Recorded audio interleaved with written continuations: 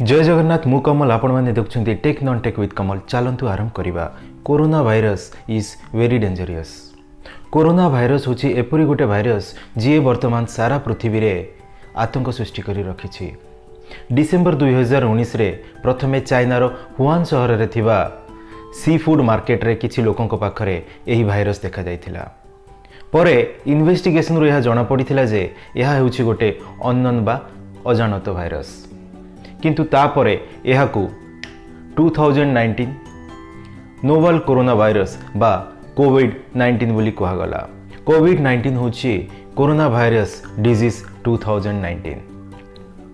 आपण देखि पारुथिबे किपरि एही कोरोना भाइरस रो जेनेटिक मटेरियल मझिरे थिबा बेले यह संपूर्ण आबद्ध होइकी रहिछि ओ मुकुट परि प्रोटीन स्पाइक्स यार उपरी भागरे रहिछि। तो लाटिन शब्द क्राउन, क्राउन रो अर्थ होइछि मुकुट। एही कोरोना शब्दटी आसीछि सेथिपई एही भाइरस को कोरोना भाइरस बोली कहा जाए। ଯେଉଁ ସବୁ ଲୋକେ प्रथमे एही भाइरस जोगु संक्रामित होइथिले एवं तांको संस्पर्शरे आसीथिबा लोके मध्य एही भाइरस द्वारा संक्रामित होइथिले, जेपरि कि तांको परिवार, तांको फ्रेंड सर्कल किंबा तांको चिकित्सा करुथिबा डाक्टर। तो धीरे धीरे यह चीन रे स्प्रेड हेबा सहित वर्तमान सारा दुनिया रे स्प्रेड हो सारी। आज पर्यंत यह पृथ्वीर प्राय 196 देश रे व्यापी सारिलानी एवं यार कौनसी एंटीडोज बा वैक्सीन वर्तमान जाए बाहर 15 फेब्रुआरी 2020 मसीह आम देश रे यही भाइरस रो पॉजिटिव केस थिला मात्र 3टी। ठीक मासे परे माने 14 मार्च 2020 से संख्या वृद्धि हुई पॉजिटिव केस संख्या थिला 100 एवं आज हूँ 27 मार्च मान 27 मार्च 2020 रे यही संख्या बढ़ी 863। आपन देखंतु को रेट रे यही भाइरस आम देश रे विस्तार हो चलछि। सेथिरु आज नुआ केस आसी 136टी एवं टोटाल डेथ केस 20, रिकवरी होइछंती 73 एवं वर्तमान सुधा एक्टिव केस अछि 770। आपण समस्ते जानिछंती वर्तमान आम देश रे टोटाल लॉकडाउन होइछि केवल यही चेन को रोकिबा पई। प्लीज आपण समस्ते गवर्नमेंट सहित सहयोग करंतु। सेतिक आवश्यक न पड़िले बाहर को जातुनी।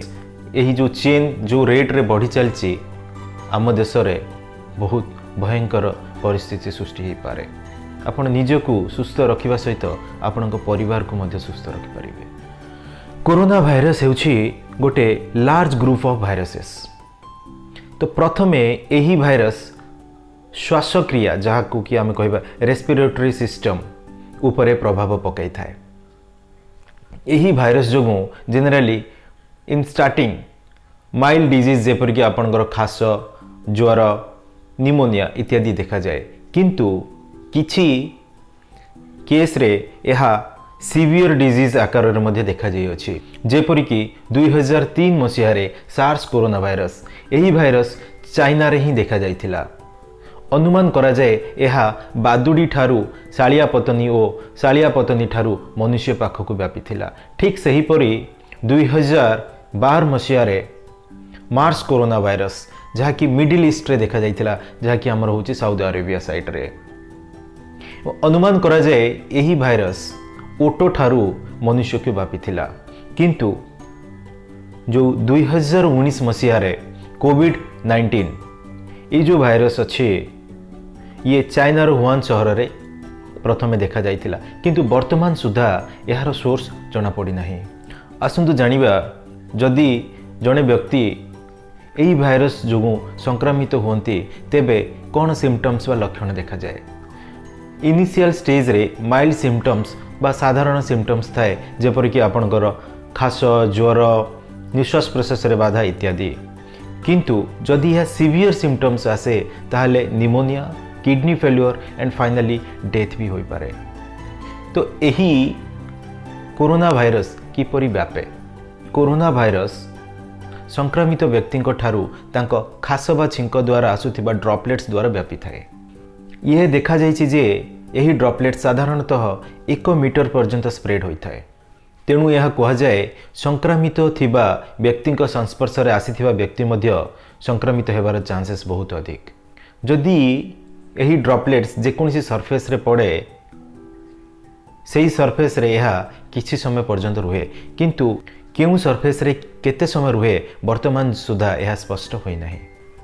देयर इज ए चांस एही भाइरस सरफेस ठारू आम हाथ द्वारा आखि नाक किंबा पाटी दे आम शरीर रे प्रवेश करि पारे।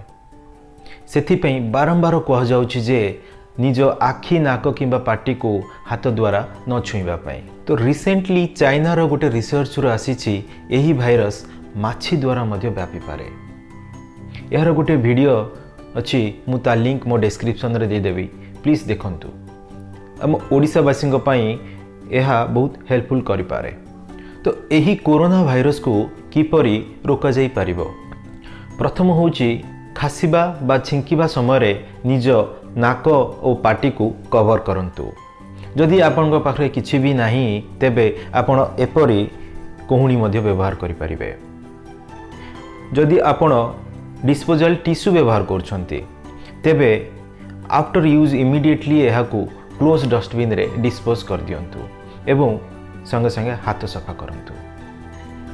असुस्थ व्यक्ति ठारू दूर रे रुहंतु। बारंबार निज हाथ को अल्कोहल बेस्ड सैनिटाइजर किंबा हैंड वॉश सोप वाटर सहित मिनिमम 20 सेकेंड पर्यंत भल भाव सफा करंतु। जदि कौनसी सरफेस सहित आपन हाथ कंटाक्ट रे आसे तेबे इमिडिएटली ट्राई करंतु ताकू सफा करिवा पई। जदि सेतिकी आवश्यक न थाए तेबे बाहर को जीवा टोटाली बंद करंतु।